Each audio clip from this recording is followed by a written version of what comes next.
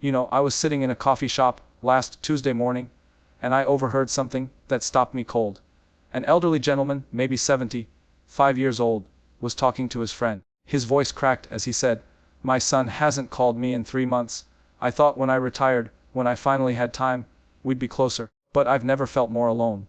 His friend just nodded slowly, stirring his coffee, and said, "Yeah, I know exactly what you mean." I sat there, pretending to read my newspaper, but I couldn't stop thinking about those words. Here was a man who probably spent his entire life working hard, providing for his family, building a future for his children. And now, in what should be his golden years, he was sitting in a coffee shop, his voice trembling with loneliness. That moment haunted me for days. It made me ask myself a question I think we all need to ask: what happens when we turn 60? What happens when the life we built suddenly shifts beneath our feet? Today, I want to talk to you about something that might make some of you uncomfortable. It might challenge everything you've believed about family, about aging, about what security really means. But I promise you, if you stay with me for the next hour and a half, you might just discover the truth that could transform your later years from a period of decline into the most empowering chapter of your entire life. Here's the uncomfortable truth that nobody wants to say out loud: once you turn 60, the most reliable support in your life is not your family. Now, before you gasp or shake your head, or think I'm some cynical person who doesn't value family, hear me out. I'm not saying family doesn't matter.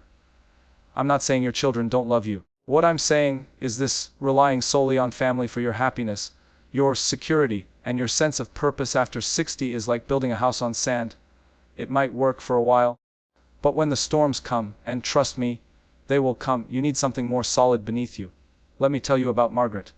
Margaret is 72 years old, and when I met her 5 years ago, she was one of the most vibrant, independent women I'd ever encountered. She lived in a small apartment downtown, had a circle of friends she'd cultivated over decades, managed her own finances with the precision of an accountant, stayed physically active with daily walks and yoga classes, and had a spiritual practice that gave her peace and purpose. Her daughter lived 3 states away with her own family. Her son was busy with his career in another country. But Margaret was thriving. Compare that to Robert. Robert is 74. He spent his entire retirement planning on one thing: being with his grandchildren. He imagined weekend barbecues, baseball games, helping with homework. But his son got a job transfer to Seattle. His daughter got divorced and moved back in with her new boyfriend, suddenly too busy and stressed for regular visits. Robert, who had built his entire post-60 life around being the family patriarch, found himself sitting alone in a house full of memories, waiting for phone calls that came less and less frequently. He told me once, tears in his eyes, "I don't know who I am anymore if I'm not dad, if I'm not grandpa." The difference between Margaret and Robert isn't that Margaret doesn't love her family, or that Robert loved his too much. The difference is that Margaret built her life on 5 solid pillars, while Robert built his on hope and expectation. And hope, my friends, is not a strategy. So what are these 5 pillars? What are the things that will truly support you, reliably and consistently, once you cross that threshold into your 60s and beyond? They are your health, your financial independence, your social connections, your mental engagement, and your spiritual foundation. These are the 5 pillars, not 1, not 2, all 5. Because just like a table needs all its legs to stand steady, you need all 5 of these pillars to truly thrive in your later years. Let's start with the first pillar, your health. And I'm not just talking about taking your blood pressure medication or going to the doctor once a year. I'm talking about treating your body like the miracle it is, like the only vehicle you'll ever have to experience this life. I want you to think about something for a moment. Right now, at this very second, your heart is beating without you telling it to. Your lungs are breathing. Your immune system is fighting off threats you'll never even know about. Your body is performing millions of complex operations every single second just to keep you alive. It's been doing this faithfully since the day you were born. And what have most of us done in return? We've fed it garbage. We've deprived it of movement. We've stressed it with worry and anxiety. We've treated it like an old car we're planning to trade in soon, not realizing we can never, ever trade it in. Let me tell you about Chen. Chen is 81 years old. 81. I met him at a park where I go jogging sometimes, and there he was, doing Tai Chi with a grace that would put dancers half his age to shame. I stopped to watch him, mesmerized by the fluidity of his movements. When he finished, I walked over and introduced myself. I had to ask him, "How do you do it? How are you so mobile, so energetic at your age?" He smiled at me, and his eyes had this clarity, this brightness that I rarely see in people even decades younger. He said, "I decided at 60 that I had a choice. I could let my body decay, or I could treat it like a garden that needs daily tending. Every single day since then, I have moved my body intentionally. I have eaten food that nourishes rather than just fills. I have slept like sleep is sacred. And my body has rewarded me by continuing to work." It sounds simple, doesn't it? But here's what's not simple: actually doing it. Actually making the decision every single morning to choose the apple over the donut. To choose the walk over the couch. To choose the salad over the cheeseburger. We live in a world that makes it easier to destroy our health than to build it. Fast food on every corner. Television begging us to sit and binge. Stress from every direction. But here's what I need you to understand: your health after 60 isn't just about adding years to your life. It's about adding life to your years. It's the difference between being the grandparent who can get down on the floor and play with the grandkids and the grandparent who has to watch from a chair. It's the difference between traveling to see the world you've always dreamed about and being too exhausted or in too much pain to leave your house. It's the difference between independence and dependence. And that last word, dependence, that's the real issue, isn't it? Because when we talk about family being unreliable support, we're really talking about what happens when you become dependent. When you can no longer take care of yourself physically, you become a burden. Now, I know that's a harsh word. I know your children would say, "You're not a burden, we love you." And they do love you. But love doesn't change the fact that taking care of an elderly parent who can't care for themselves is hard. It's exhausting. It strains marriages. It causes resentment, even when people don't want to feel resentful. But when you maintain your health, when you can walk, dress yourself, cook your own meals, drive yourself to appointments, you remain independent. And independence is the greatest gift you can give both yourself and your family. I'm not saying you need to become a marathon runner at 65. I'm saying you need to move your body every single day, 30 minutes. That's it. Walk, swim, dance in your living room, do yoga, lift light weights, just move. I'm saying you need to eat real food, the kind that grows from the ground or walks on the earth. Not the kind that comes in crinkly packages with ingredient lists you need a chemistry degree to understand. I'm saying you need to sleep 7 to 8 hours a night in a dark, cool room without screens glowing in your face. I'm saying you need to drink water instead of soda. These aren't complicated things, but they require daily commitment. And here's the beautiful secret about taking care of your health: it creates a positive spiral. When you move your body, you have more energy. When you have more energy, you're more likely to engage with life. When you engage with life, you're happier.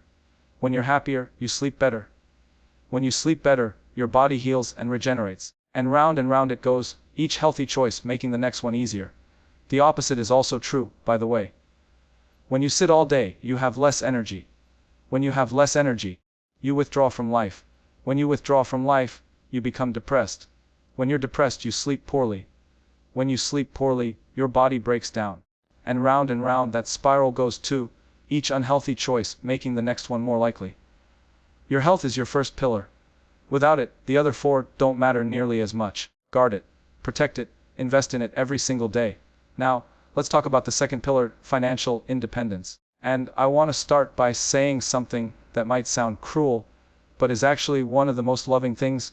I can tell you your children do not owe you financial support in your old age. I can feel some of you bristling at that statement. You're thinking, "But I sacrificed everything for my children. I paid for their education, their weddings, helped them with their first house." And you're right, you probably did all of those things. But here's what I need you to understand: those were gifts. Those were choices you made out of love. And gifts don't come with IOs attached. Your children have their own lives to build. They have mortgages and car payments and student loans. They have their own children to raise and educate. They have their own retirement to save for. And even if they wanted to support you financially, even if they were willing, do you really want to spend your later years feeling like a financial burden? Do you want to have to ask permission to spend money? Do you want to feel guilty about every purchase? Let me tell you about David and Patricia. They're a couple in their late 60s. They both work good jobs, made decent money throughout their lives. but they spend it as fast as it came in. Big house, nice cars, expensive vacations. They figured their kids would be successful and would take care of them. They figured Social Security would be enough. They figured wrong. Now, David has health problems that require expensive medications. Their house needed major repairs they couldn't afford. They had to move in with their daughter, and I've watched as that family dynamic has slowly corroded. The daughter and her husband argue about money now. They argue about space. The grandchildren are resentful because they had to share their rooms. David and Patricia just sit in that house, feeling like intruders in someone else's life, completely dependent, completely powerless. They told me once, if we had known, we would have done everything differently. Contrast that with Eleanor. Eleanor is 78. She was a teacher her whole life, never made a huge salary. But starting in her 30s, she saved 15% of every paycheck. She lived in a modest home that she paid off by 50. She drove used cars that she kept until they truly died. She took vacations, but reasonable ones. She enjoyed life, but she never spent tomorrow's money today. Now at 78, Eleanor lives in a beautiful senior apartment that she pays for herself. She has a healthy investment portfolio that generates income. She can afford good health care. She can afford to hire help when she needs it. She can give gifts to her grandchildren. And most importantly, she answers to no one. Her money is her freedom. Financial independence after 60 isn't about being rich. It's about having enough. Enough to cover your basic needs. Enough to handle emergencies. Enough to maintain your dignity and independence. And the hard truth is that creating financial independence is something you need to start working on long before you turn 60. But let's say you're already 60 or past it, and you're worried about your financial situation. Is it too late? No. It's never too late to improve your situation, even if you can't completely fix it. You can downsize your home and reduce your expenses. You can find part-time work doing something you enjoy. You can get serious about budgeting and eliminating unnecessary expenses. You can explore government programs and benefits you might be eligible for. You can educate yourself about money, something most people never do. The key is this: stop waiting for someone else to rescue you financially. Your kids aren't coming to save you. The lottery isn't going to hit. Some long-lost relative isn't going to leave you a fortune. You are responsible for your financial security. That might sound harsh, but it's also empowering. Because if you're responsible, that means you have power. That means you can take action. I want to share something with you that changed my entire perspective on money. A financial advisor once told me, every dollar you spend is a vote for the life you want to create. Think about that. Every single purchase, no matter how small, is a choice, is a vote. When you buy that expensive coffee every morning, you're voting for temporary pleasure over long-term security. When you lease a new car, instead of buying a reliable, used one, you're voting for status over stability. When you save money in an emergency fund, you're voting for peace of mind and independence. The other thing about financial independence is this: it completely changes your family relationships. When you're not financially dependent on your children, they're free to love you without resentment. You're free to love them without the complexity of obligation and guilt. Your relationship becomes cleaner, purer. You can give to them if you choose, rather than always taking. You can maintain your dignity and your role as the parent, rather than becoming the child who needs care. And let me tell you, there is tremendous power in being able to say, thank you, but I can handle it myself. Tremendous power in being able to treat your children to dinner, instead of them always paying. Tremendous power in being able to help out your grandchildren, without having to ask your kids for the money first. Financial independence is emotional independence. It's relationship independence. It's dignity. Your second pillar is financial independence. Build it. Protect it. It will serve you more reliably than any promise or good intention ever could. Now let's talk about the third pillar, social connections. And this is where things get really interesting, because this is where most people make their biggest mistake. Here's what typically happens: people spend their 20s, 30s, 40s, and 50s focused almost entirely on two things: their career and their immediate family. They work long hours to build their career and provide for their family. They spend their free time with their spouse and children. Friendships become secondary, something you squeeze in if you have time, which you rarely do. You tell yourself, when I retire, when the kids are grown, then I'll have time for friends. Then 60 hits. You retire. The kids are grown and living their own lives.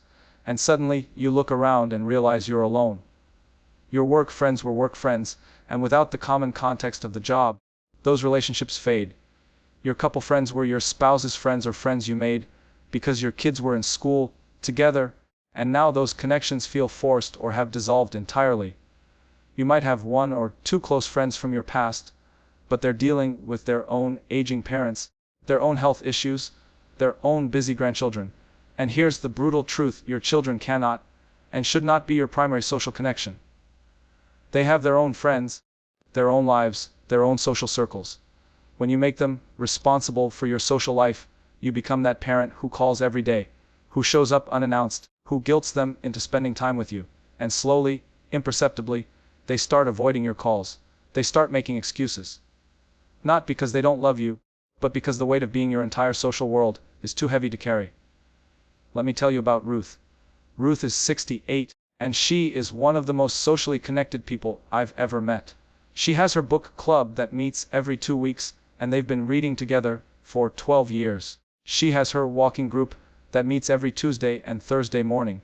She volunteers at the local library on Wednesday afternoons, where she's formed friendships with both other volunteers and regular patrons. She takes a pottery class on Monday evenings. She's part of an online community of people who share her passion for bird watching. She has coffee with different friends multiple times a week. She organized a group of women from her church to go on a trip to Ireland together. Ruth's children live their lives without guilt because they know their mother is happy, engaged, and surrounded by people who care about her. When they do spend time with her, it's quality time, genuine time, not obligation time. And Ruth is vibrant, energetic, full of stories and experiences to share. She's interesting because she's interested in life. Now compare Ruth to Linda. Linda is 71. She retired at 65 after working as an accountant for 40 years. She spent all her time either working or with her family. Now she's retired, and her daughter lives 30 minutes away, with 2 young children and a demanding job. Linda calls her daughter every single day, usually multiple times. She drops by unannounced. She offers to babysit constantly, not because the daughter needs it, but because Linda needs to feel needed. She gets hurt feelings if the daughter is too busy to talk. She makes comments like, "I guess you don't have time for your own mother anymore." The daughter loves her mother, but she's exhausted by her. She feels guilty constantly. Her marriage is strained because her husband is tired of Linda always being around. And Linda is miserable because she can feel the distance growing, but doesn't understand why. She thinks her daughter doesn't care about her anymore. But the real problem is that Linda put all her eggs in one basket, and that basket can't hold the weight. Social connections after 60 aren't just nice to have. They're essential to your mental health, your physical health, and your longevity. Study after study has shown that social isolation is as dangerous to your health as smoking 15 cigarettes a day. Lonely people die younger. They get sick more often. They experience more depression and anxiety. The human brain is literally wired for connection, and when we don't get it, we suffer. But here's the beautiful thing: building social connections after 60 is entirely possible. It requires effort, yes. It requires you to be vulnerable and put yourself out there. It requires you to show up consistently and invest in relationships. But it's possible. Start by pursuing your interests. Join clubs or groups centered around things you enjoy. Love to read. Join a book club. Love to garden. Join a community garden. Love to play cards. Find a bridge or poker group. The key is consistency. You can't go once and expect to make deep friendships. You have to show up week after week. Let people get to know you. Get to know them. Volunteer. This is one of the absolute best ways to build social connections after 60. When you volunteer, you're united with other people in a common purpose. You're contributing something meaningful. You naturally spend time together. And volunteering gives you stories to tell, experiences to share, a sense of purpose beyond yourself. Take classes. Learn something new.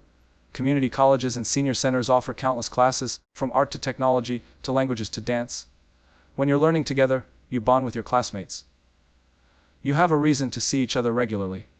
Be the organizer. Instead of waiting for others to include you, include others. Host a monthly dinner. Organize a group to go to museums or concerts. Create a walking club in your neighborhood. When you take the initiative, you become the hub of a social circle. And here's something really important: diversify your social connections. Don't rely on just one friend or one group. Have different friends for different parts of your life. work friends, church friends, hobby friends, neighbor friends. That way, if one connection fades or changes, you still have others. Use technology.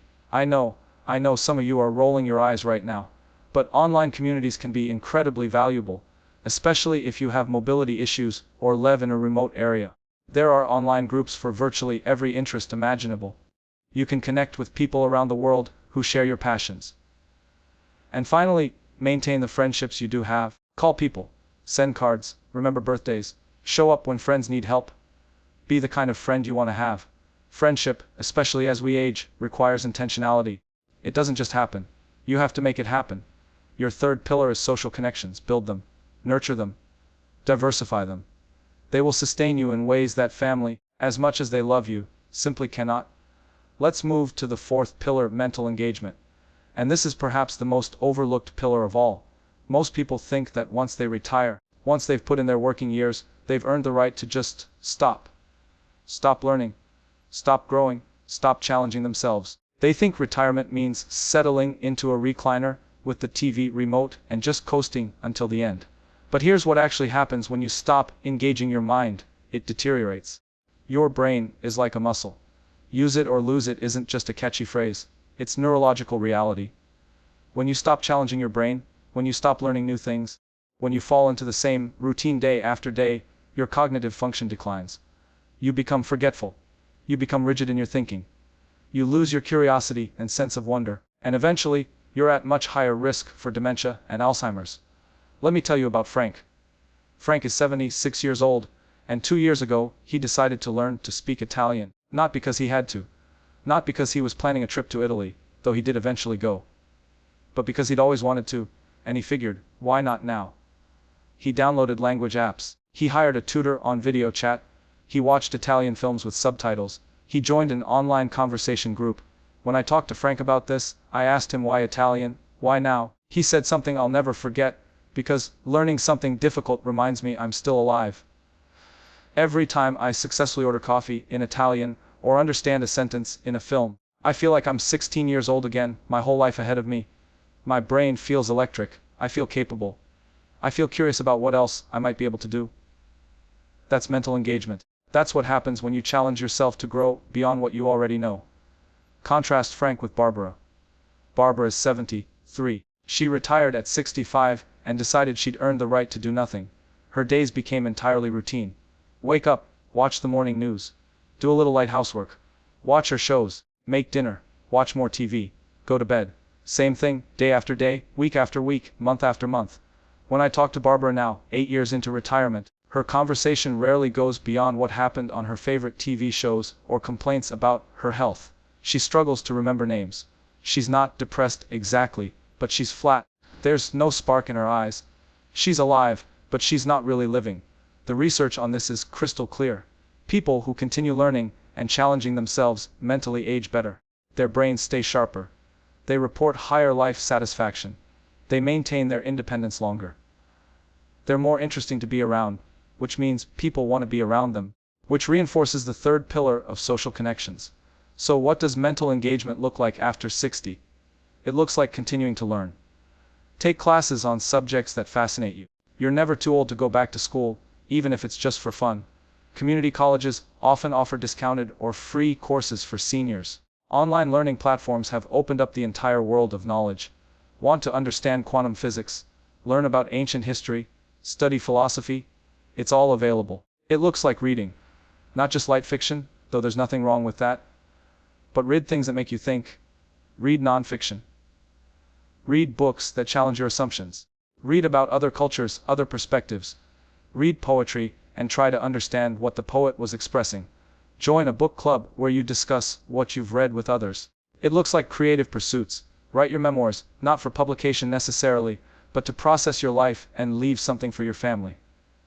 Learn to paint or draw. Take up photography. Learn to play a musical instrument.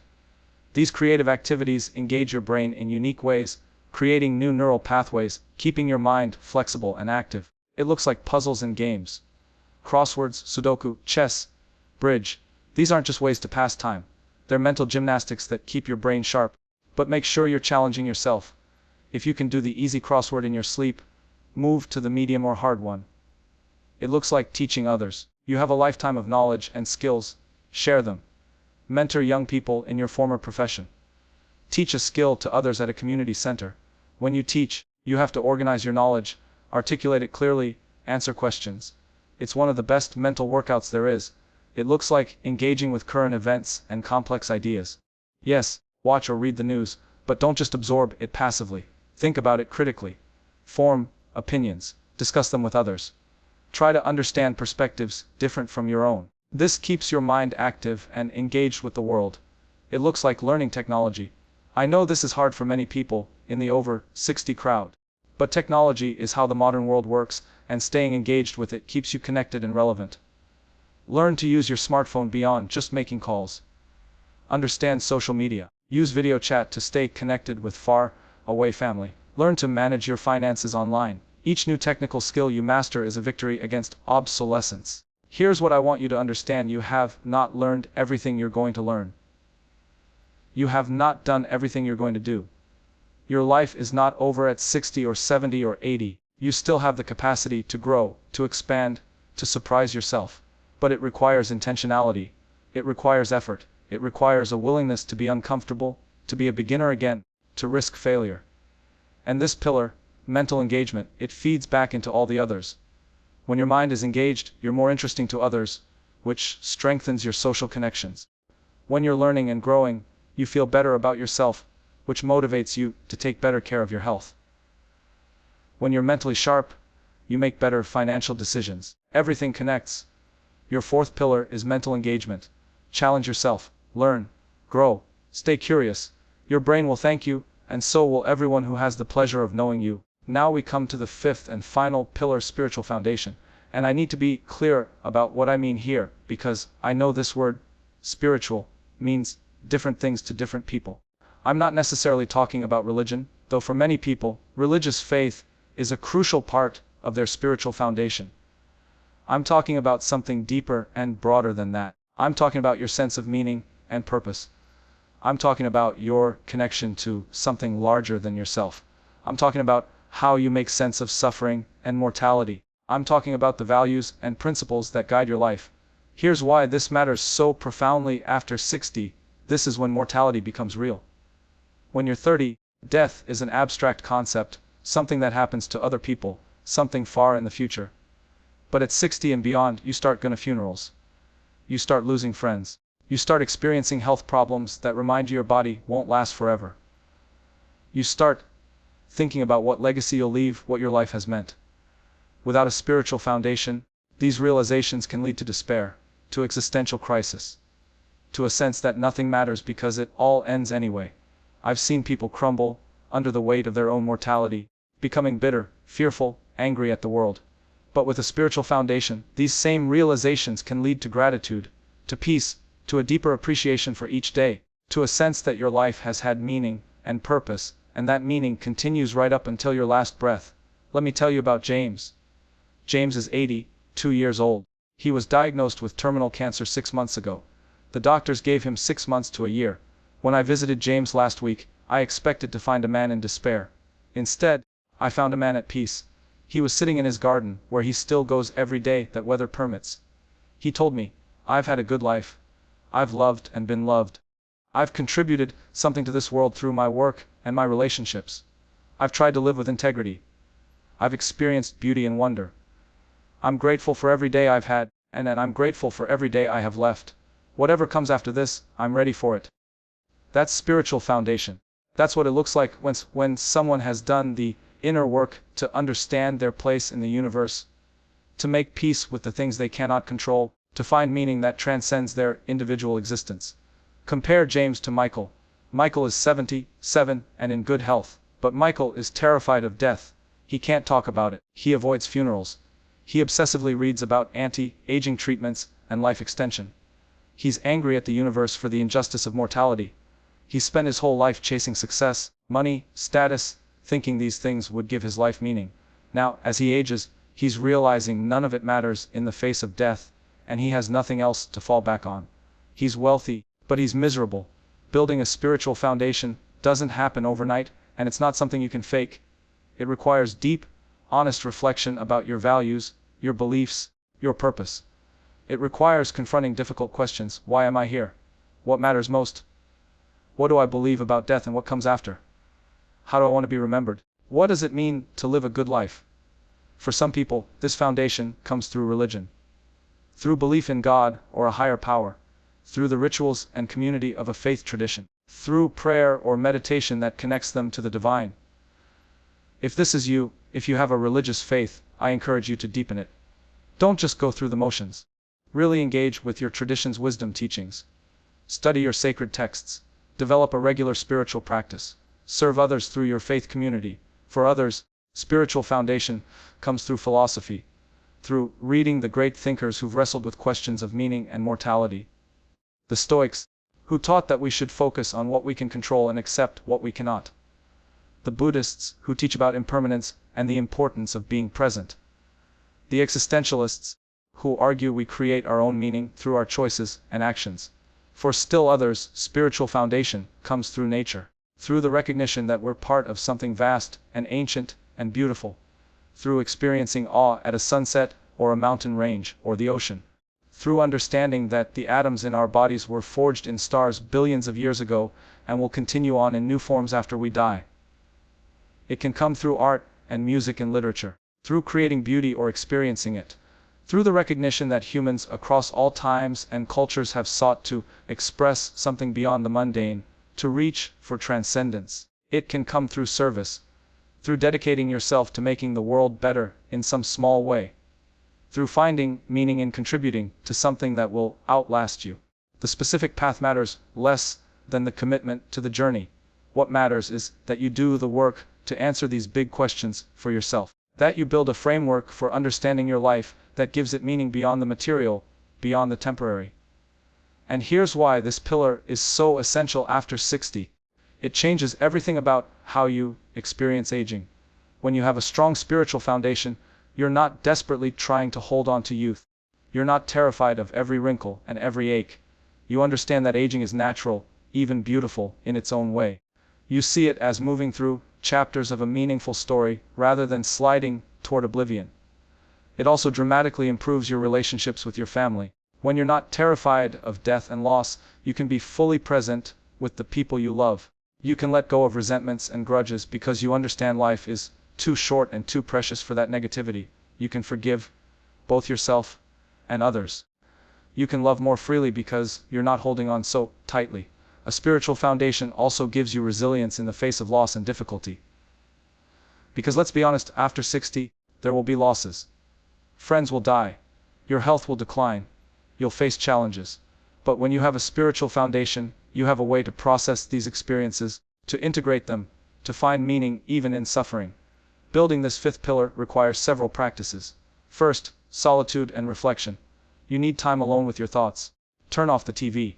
Put down the phone. Sit quietly and think about your life, your values, your beliefs. Journal about these questions. Don't rush to easy answers. Second, reading and study. Read philosophy, theology, poetry, anything that engages with the deep questions of human existence. Don't just read for information. Read to wrestle with ideas. Third, conversation with others about meaningful things. Find people who are willing to discuss these big questions. Join a philosophy discussion group. Talk with others who share your spiritual interests. These conversations help you refine and deepen your own understanding. Fourth, practice. Whether it's prayer, meditation, time in nature, creating art, serving others, whatever your spiritual path looks like, you need to practice it regularly. Once a week isn't enough. Daily is better. Multiple times a day is even better. Fifth, live your values. It's not enough to have figured out what matters to you. You have to actually live accordingly. If you value kindness, be kind. If you value honesty, be honest. If you value service, serve. The alignment between your beliefs and your actions is where spiritual foundation becomes real. Your fifth pillar is spiritual foundation. Build it. Develop it. Let it guide you. It will give you peace, purpose, and perspective that nothing else can provide. So there you have them. The 5 pillars: health, financial independence, social connections, mental engagement, spiritual foundation, not family, not hope that someone will take care of you, not waiting for life to happen to you. These 5 concrete, reliable things that you can build and control. Now I can hear some of you thinking, this sounds like a lot of work. And you're right, it is work. Building and maintaining these 5 pillars requires daily effort, daily choices, daily commitment. Nobody else can do it for you. Your children can't do it for you. Your spouse can't do it for you. It's your responsibility. But here's the beautiful paradox. When you take full responsibility for building these 5 pillars, when you stop expecting others to provide them for you, something magical happens. Your relationships with your family actually improve, because you're coming to them from a place of strength rather than need. You're not desperate for their attention, because you have rich social connections. You're not financially dependent on them. You're interesting because your mind is engaged. You're at peace because you have spiritual foundation. You're capable because you've maintained your health. You become someone people want to spend time with rather than someone they feel obligated to spend time with. You become a source of wisdom and support rather than a source